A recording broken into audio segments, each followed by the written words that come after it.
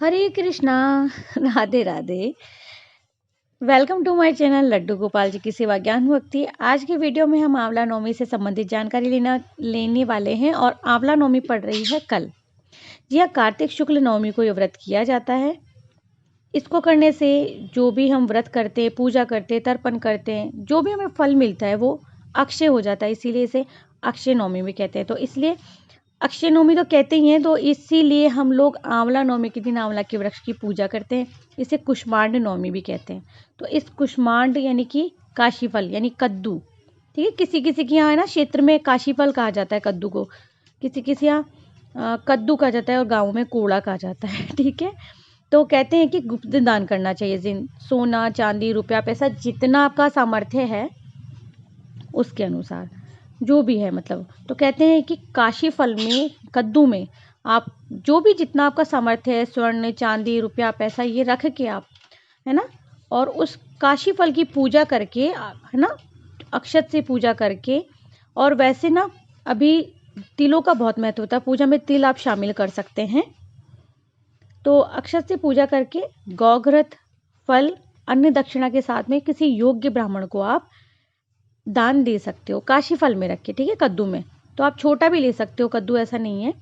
गाय, पृथ्वी, स्वर्ण, वस्त्र, आभूषण, आंवला आदि आप दान कर सकते हो। गाय अब जरूरी नहीं है आप बहुत बड़ी गाय खरीद के लेकर के आए, चांदी की गाय भी सुनार के यहाँ मिलती है, वो भी ला के आप दान कर सकते हो ब्राह्मण को, ठीक है।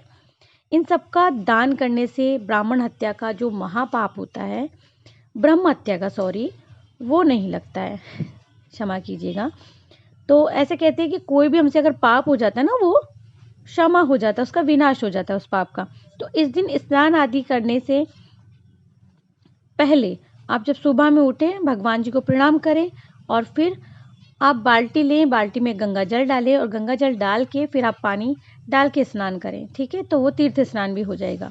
इसके बाद में आप आंवला के वृक्ष की विधि विधान से पूजा करें। फिर वृक्ष की जड़ में दूध डालें, पेड़ के चारों ओर सूत लपेटकर या कपूर या घी आदि से आप पूजा करें। 108 परिक्रमा लगाएं। अब आप 108 परिक्रमा नहीं लगा सकते किसी भी कारण से, आपकी तबीयत खराब है, चक्कर आ जाते हैं, बीपी लो है, दवाइयाँ चल रही, कोई भी परेशानी है, आप प्रेग्नेंट हैं, प्रेग्नेंट लेडीज़ वैसे कार्तिक स्नान करेंगी नहीं लेकिन पूजा करती हैं, तो अगर आप इतना नहीं कर सकते, केवल 8 परिक्रमा आप लगा दें। पूजा में सामग्री क्या क्या होनी चाहिए वो बता देती हूँ। आपको जल लेना है, दूध लेना है, रोली, अक्षत लेना है यानी कि चावल, अक्षत तिल भी आप ले सकते हो, गुड़, बताशे, दीपक, आंवला आपको चाहिए पूजा के लिए। जो भी आप पूजा में रख रहे हैं वो सारी चीज़ें आप ब्राह्मण ब्राह्मणी को भोजन करा के, या सूखा भोजन जिसे कि सीधा भी कहा जाता है, वो आप ब्राह्मण ब्राह्मणी को दान दे सकते हैं दक्षिणा सहित। फिर आप स्वयं भोजन कर ले शाम को, अगर आप व्रत रख रहे हैं, व्रत नहीं रह रहे हैं तो कोई बात नहीं है। और फिर ऐसे कहते हैं कि इस दिन भोजन में आंवला ज़रूर से होना चाहिए, तो इस बात का आप ज़रूर से ध्यान रखें। चलिए आंवला नवमी की जो कथा है ना वो हम सुन लेते हैं।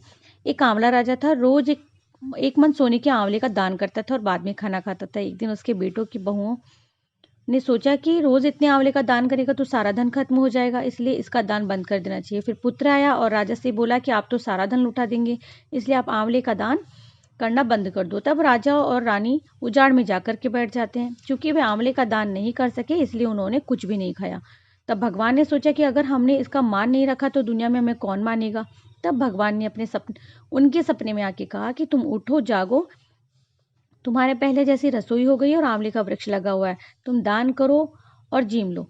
तब राजा रानी ने उठकर देखा तो पहले जैसे ही राजपाट हो गया और सोने के आंवले का वृक्ष पर सोने का जो आंवला होता है वो वृक्ष पर लगे हुए थे। तब राजा रानी सवामन आंवले का दान करने लगे। वहां पर बेटे बहू के घर जो है अन्नदाता का बैर पड़ गया।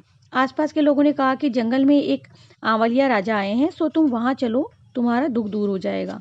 वे दोनों वहां पहुंच गए। वहां पर रानी अपनी बेटी और बहू को देखकर पहचान गई और अपने पति से बोली कि इन दोनों से हम काम कम करवाएंगे और मजदूरी ज्यादा देंगे। एक दिन रानी ने अपनी बहू को बुलाकर कहा कि मुझे सिर सहित नहला दो। बहू सिर धोने लगी तो बहू की आंख से आंसू निकलकर रानी की पीठ पर पड़ गया।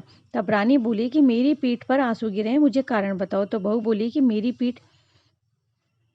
मेरी भी सासू की पीठ पर ऐसा ही मस्सा था। वह एक मन आंवले का दान करते थे, फिर क्या था, हमने उन्हें वो नहीं करने दिया। तब सासू बोली कि हम ही तुम्हारे सास ससुर हैं, तुमने हमें निकाल दिया था, परंतु भगवान ने हमारा सत रखा। तो हे भगवान, जैसे आपने राजा रानी का सत रखा, वैसे ही आप सभी का सत रखना, सभी की मनोकामना पूर्ण करना, सभी को धन धान्य से परिपूर्ण करना। इस कहानी के बाद में आपको विनायक जी की कहानी ज़रूर से सुननी चाहिए। तो मैंने इस वीडियो में आपको बताया है कि और पूजा कैसे करनी है, इसका वीडियो भी चैनल पर अपलोड है, तो मैं उसका जो लिंक है वो डिस्क्रिप्शन में शेयर कर दूंगी, तो आप लोगों को थोड़ी हेल्प हो जाएगी कि पूजा आपको कैसे करनी है। इस वीडियो के बाद में जो कहानी जो कथा आने वाली है वो देवउठनी एकादशी और पंच भिखु की आएगी, क्योंकि जो पंच तीर्थ कर रहा है, यानी कि पंच भिखु पंच स्नान करेगा, पंच भिखु व्रत रखेगा 5 दिन के, उसको वो बहुत हेल्प करेगी वो वीडियो। तो ठीक है, आप वो वीडियो ज़रूर से वॉच कर लीजिएगा। दूसरा क्या है, कुछ नहीं होता, 5 दिन का व्रत कैसे करना है मैंने इंस्टाग्राम पे भी बताया, तो आप जाके इंस्टाग्राम को भी फॉलो कर सकते हैं, लड्डू गोपाल जी की सेवा ज्ञान भक्ति को। आंवले के वृक्ष की पूजा आपको करनी है, सामग्री मैंने आपको बता दी है। अगर आंवले का पेड़ नहीं है आपके आसपास, तो आप एक आंवला को आप मौली का धागा लपेट लीजिएगा और आसन दे दीजिएगा, तिल की ढेरी बना के वहाँ उस आंवला को विष्णु स्वरूप मान करके उसकी पूजा कर लीजिएगा, या सुपारी को आप विष्णु स्वरूप मान करके आंवले अर्पित करके या सारे आंवलों को रख के आप वहाँ पे पूजा कर सकते हो, पाटे पर या चौकी पर।